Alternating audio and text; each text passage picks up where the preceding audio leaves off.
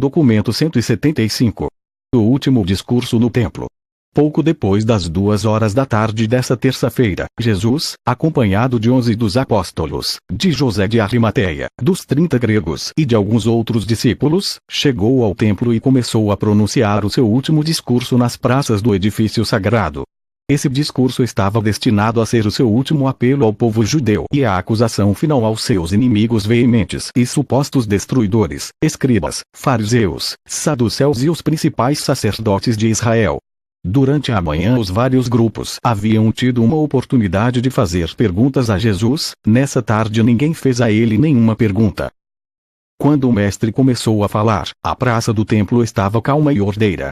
Os cambistas e os mercadores não haviam ousado entrar novamente no templo, desde que os haviam expulsado Jesus e a multidão agitada, no dia anterior. Antes de dar início ao discurso, Jesus olhou com ternura para a audiência ali, que muito em breve ouviria sua fala de despedida pública e de misericórdia à humanidade, combinada com a última das suas denúncias aos falsos instrutores e fanáticos dirigentes dos judeus. O discurso. Durante esse longo tempo em que estive convosco, percorrendo o país de um lado a outro, de cima a baixo, proclamando o amor do Pai aos filhos dos homens, muitos têm visto a luz e, pela fé, têm entrado no reino do céu. Em acréscimo a esse ensinamento e pregação, o Pai tem feito muitas obras maravilhosas, chegando mesmo a ressuscitar da morte. Muitos doentes e aflitos foram curados porque creram. Mas toda essa proclamação da verdade e curas de doenças não abriram os olhos daqueles que se recusam a ver a luz e que estão determinados a rejeitar esse evangelho do reino. De todos os modos compatíveis com a vontade do meu Pai, eu e meus apóstolos temos feito todo o possível para viver em paz com nossos irmãos, para estar em conformidade com os quesitos razoáveis das leis de Moisés e das tradições de Israel. Persistentemente temos buscado a paz, mas os líderes de Israel não a querem. Ao rejeitar a verdade de Deus e a luz do céu, eles alinham-se com o erro e as trevas. Não pode haver paz entre a luz e as trevas. A vida e a morte, a verdade e o erro. Muitos de vós tendes ousado crer nos meus ensinamentos e já entrastes no júbilo e na liberdade da consciência da filiação a Deus. E vós sereis testemunhas de que eu ofereci, a toda a nação judaica, essa mesma filiação a Deus, mesmo àqueles homens que agora buscam a minha destruição. E, ainda agora, o meu Pai gostaria de receber esses instrutores cegos e líderes hipócritas, se apenas eles se voltassem para Ele aceitando a sua misericórdia. Mesmo agora, ainda não é tarde demais para esse povo receber a palavra do céu e dar as boas-vindas ao Filho do Homem. Por muito tempo meu Pai tem tratado esse povo com misericórdia. Temos enviado nossos profetas para ensinar e prevenir-vos, geração após geração, e tendes assassinado esses instrutores enviados do céu. E agora vossos voluntariosos, altos sacerdotes e teimosos dirigentes continuam fazendo essa mesma coisa. Do mesmo modo que Herodes levou João à morte, agora vos preparais para destruir o Filho do Homem. Enquanto houver uma possibilidade de os judeus se voltarem para meu Pai e buscarem a salvação, o Deus de Abraão, de Isaque e de Jacó manterá suas mãos misericordiosas estendidas para vós. Mas, quando tiverdes enchido a vossa taça de impenitência e rejeitado a misericórdia do meu Pai, de um modo definitivo, essa nação ficará abandonada aos próprios conselhos e, rapidamente, chegará a um fim inglório. Esse povo foi convocado para tornar-se a luz do mundo, para anunciar a glória espiritual de uma raça conhecedora de Deus, mas, até agora, vos distanciastes tanto do cumprimento de vossos privilégios divinos, que vossos líderes estão a ponto de cometer a loucura suprema de todos os tempos, pois estão à beira de rejeitar finalmente a dádiva de Deus a todos os homens e para todos os tempos, a revelação do amor, do Pai dos céus, a todas as suas criaturas na terra.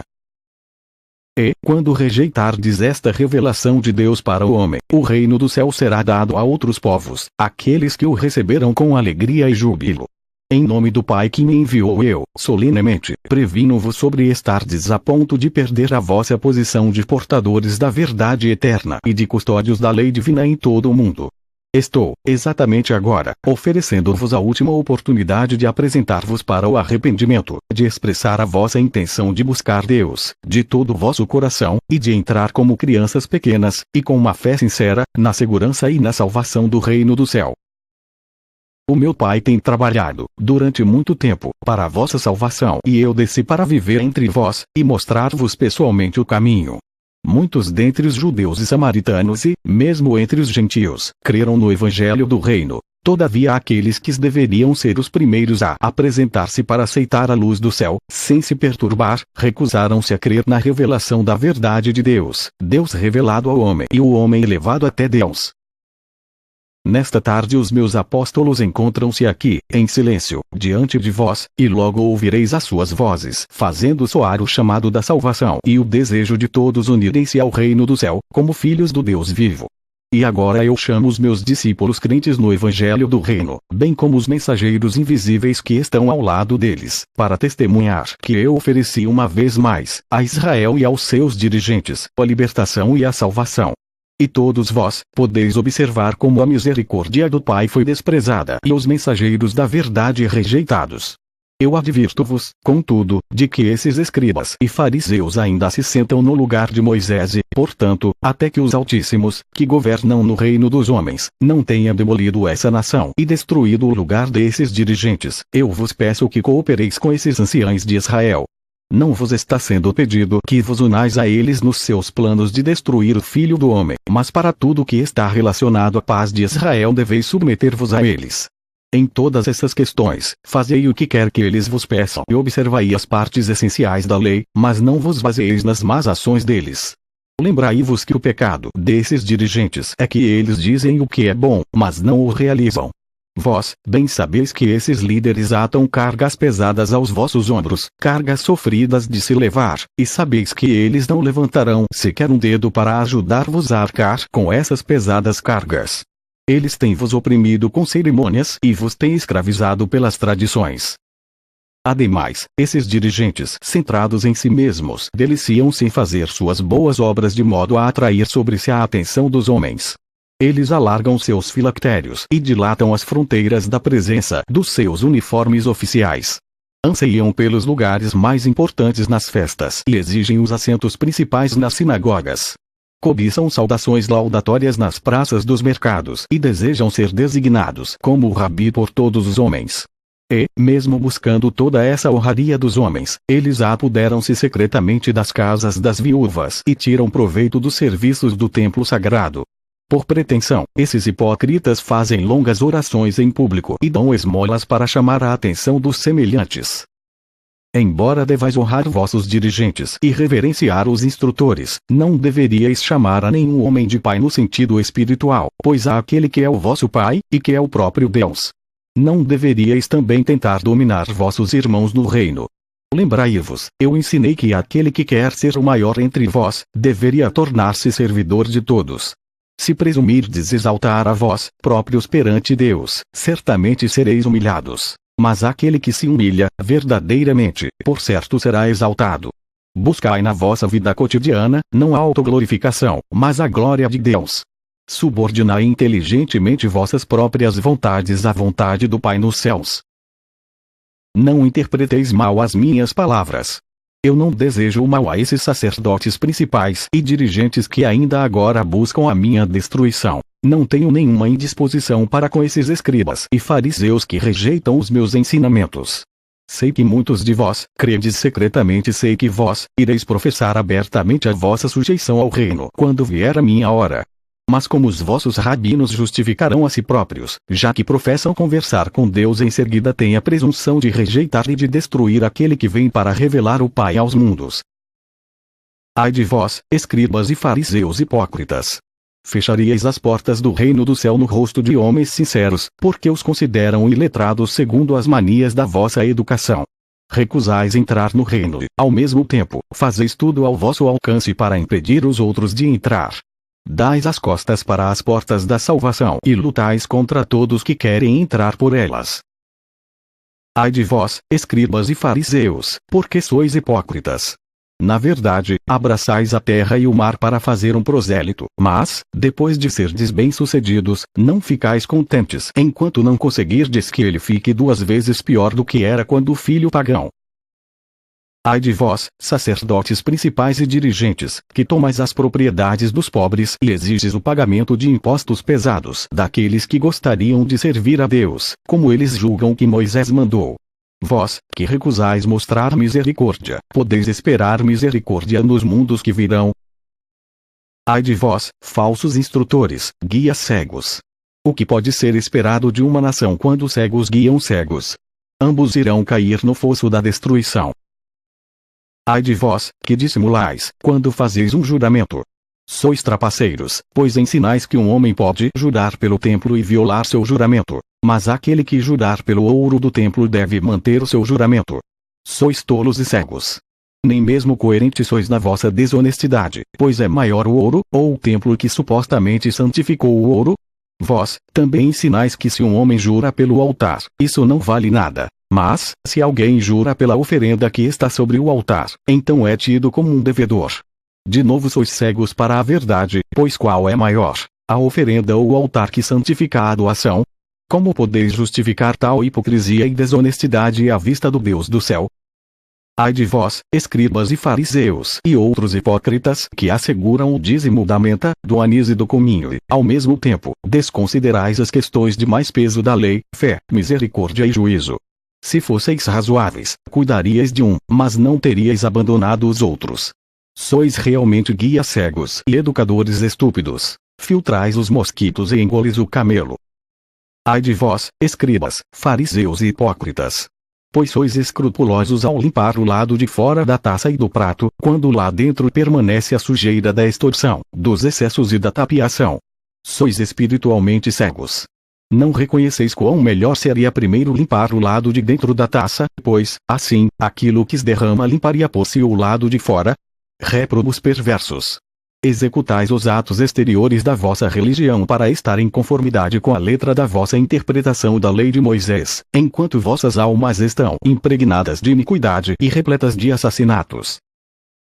Ai de todos vós, que rejeitais a verdade e desprezais a misericórdia! Muitos de vós sois como os sepulcros esbranquiçados, que por fora parecem belos, mas por dentro estão cheios de ossos de homens mortos e de toda sorte de podridão. E ainda assim, vós, que rejeitais conscientemente o conselho de Deus, mostrais-vos externamente aos homens como santos e justos, mas por dentro vossos corações estão cheios de hipocrisia e de iniquidade. Ai de vós, falsos guias de uma nação! Haveis construído um monumento para os profetas martirizados de outrora, enquanto fazeis complôs para destruir aquele de quem eles falaram. Ornais as tumbas dos justos e vos gabais de que, caso tivesseis vivido na época dos vossos pais, não teríeis matado os profetas. Mas, então, apesar desse pensamento presunçoso, estáis prontos a assassinar aquele de quem os profetas falaram, o Filho do Homem. Porquanto fazeis essas coisas, dais vós mesmos o testemunho de que sois filhos perversos daqueles que mataram os profetas. Ide, então, e preenchei até transbordar a taça da vossa condenação. Ai de vós, filhos do mal! João chamou-vos, com razão, de filhotes de víboras e eu pergunto, como podereis escapar do julgamento que João pronunciou sobre vós? Mesmo agora, porém, eu ainda vos ofereço misericórdia e perdão em nome do meu Pai. Ainda agora ofereço a mão amorosa da fraternidade eterna. O meu Pai enviou homens sábios e profetas a vós, e, a alguns, vós, os perseguistes e a outros assassinastes. Então apareceu João, proclamando a vinda do Filho do Homem, e a ele destruístes após muitos haverem acreditado no seu ensinamento. E, agora, estáis prestes a derramar mais sangue inocente. Não compreendeis que o dia terrível de prestação de contas virá, em que o juiz de toda a terra exigirá desse povo que explique por que rejeitou, perseguiu e destruiu todos esses mensageiros dos céus? Não compreendeis que devereis prestar contas desse sangue justo derramado, desde o primeiro profeta morto na época de Zacarias, assassinado entre o santuário e o altar? E se continuardes no vosso caminho de perversidades, essa prestação de contas pode ser exigida ainda dessa mesma geração. Ó Jerusalém, ó filhos de Abraão, que apedrejastes os profetas e assassinastes os instrutores que vos foram enviados, mesmo agora eu gostaria de reunir vossos filhos como uma galinha reúne seus pintos sob as asas, mas não quereis. E, agora, despeço-me de vós. Ouvistes a minha mensagem e tomastes a vossa decisão. Aqueles que creram no meu evangelho estão agora a salvo no reino de Deus. A vós, que escolhestes rejeitar a dádiva de Deus, eu digo que não mais me vereis ensinando no templo. A minha obra em vosso favor está feita. Vede, agora saio com os meus filhos, e a vossa casa é deixada para vós, em desolação. E, então, o mestre sinalizou aos seus seguidores para que saíssem do templo. A condição individual dos judeus. O fato de que, um dia, os líderes espirituais e educadores religiosos da nação judaica tivessem rejeitado os ensinamentos de Jesus e conspirado para provocar a sua morte cruel, de nenhum modo afeta a condição de qualquer indivíduo judeu perante Deus. E isso não deveria levar aqueles que se professam seguidores do Cristo a manter preconceitos contra o judeu como um semelhante mortal seu. Os judeus, como uma nação, como um grupo sociopolítico, pagaram plenamente o terrível preço de rejeitar o príncipe da paz. Há muito tempo eles deixaram de ser os portadores espirituais da verdade divina para as raças da humanidade, mas isso não se constitui em uma razão válida para que o indivíduo descendente desses antigos judeus deva ser levado a sofrer as perseguições que têm sido feitas a eles por professos seguidores, intolerantes, indignos e fanáticos, de Jesus de Nazaré, pois foi, ele próprio, um judeu por nascimento. Muitas vezes, essa perseguição e esse ódio desmedidos aos judeus modernos, tão contrários ao modelo crístico, findaram no sofrimento e na morte de alguns indivíduos judeus inocentes e inofensivos, cujos antepassados, nos tempos de Jesus, aceitaram de coração o seu evangelho e morreram sem vacilar por aquela verdade em que acreditavam tão sinceramente.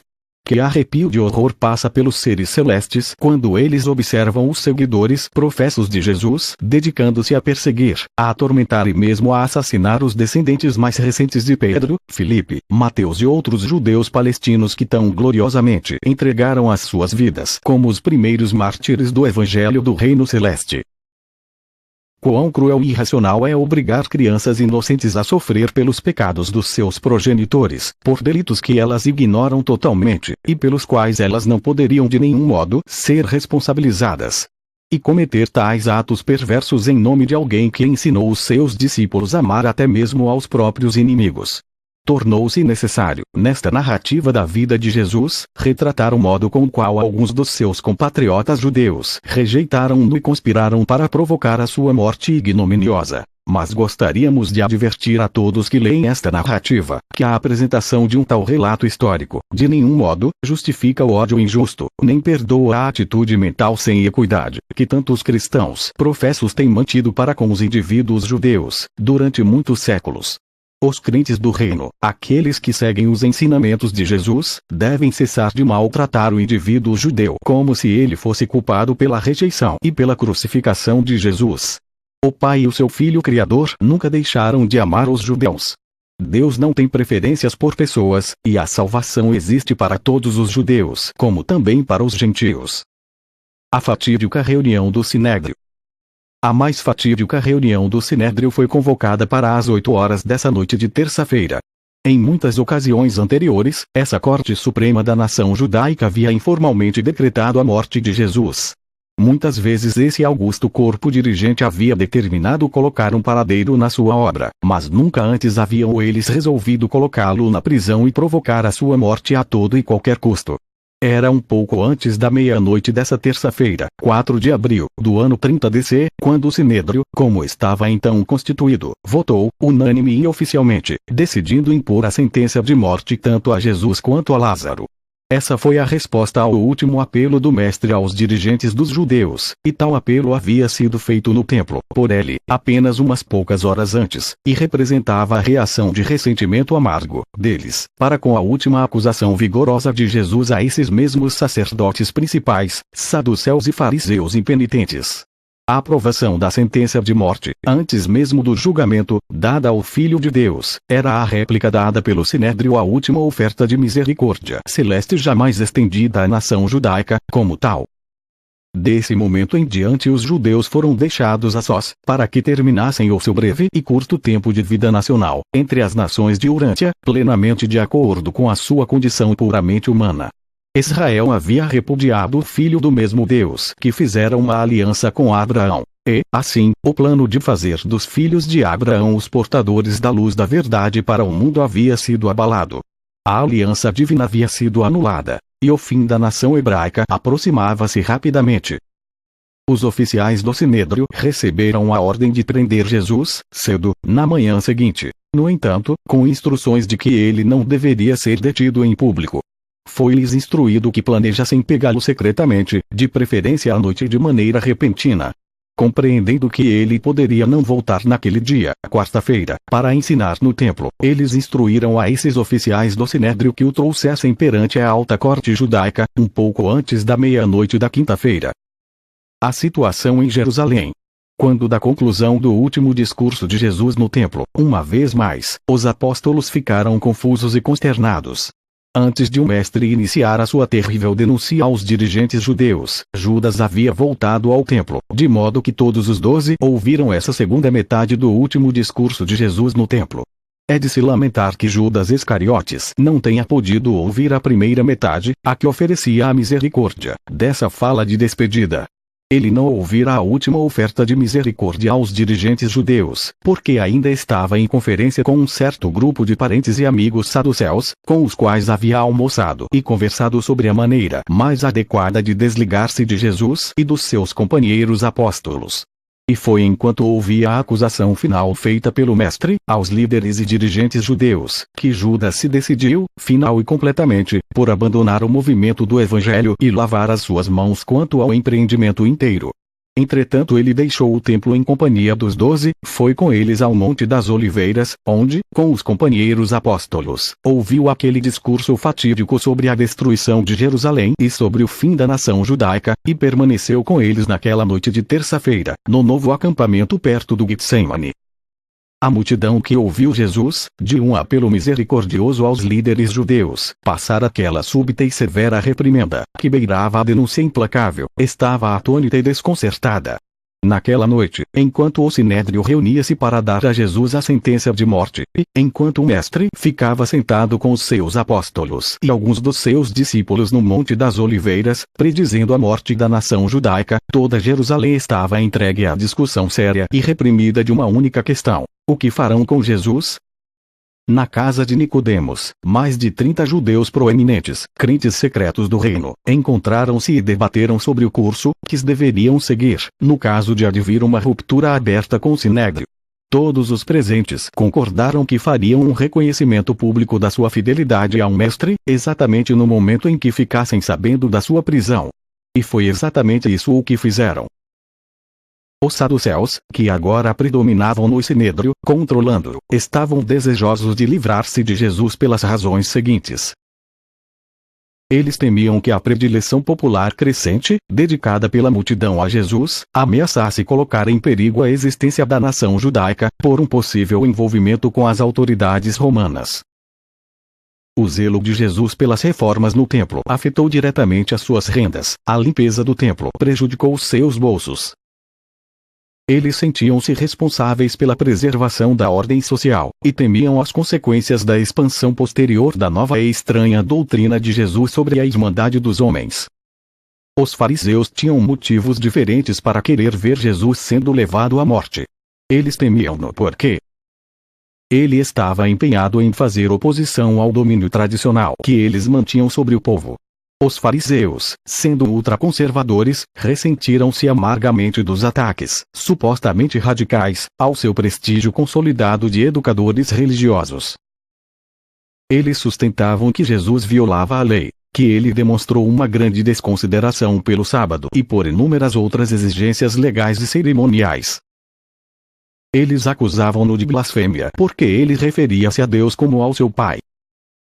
E agora eles estavam profundamente enraivecidos com ele, por causa da parte final da sua elocução de despedida, com amargas denúncias, pronunciada naquele mesmo dia no templo. O Sinédrio, havendo formalmente decretado a morte de Jesus, e havendo emitido ordens para sua prisão, suspendeu a reunião nessa terça-feira, quase à meia-noite, após concordar em reunir-se às 10 horas da manhã seguinte, na casa de Caifás, o sumo sacerdote, com o propósito de formular as acusações sob as quais Jesus deveria ser levado a julgamento. Um grupo pequeno de saduceus havia proposto factualmente que eles se desfizessem de Jesus por meio de um assassinato, mas os fariseus negaram-se terminantemente a aprovar tal procedimento. E essa era a situação em Jerusalém entre os homens, nesse dia memorável, enquanto, ao mesmo tempo, um vasto concurso de seres celestes pairava sobre essa grave cena na terra, ansiosos, todos, por fazerem algo para ajudar o seu amado soberano. Todavia, estavam impotentes para agir, efetivamente, pois se viam refreados pelos seus superiores no comando.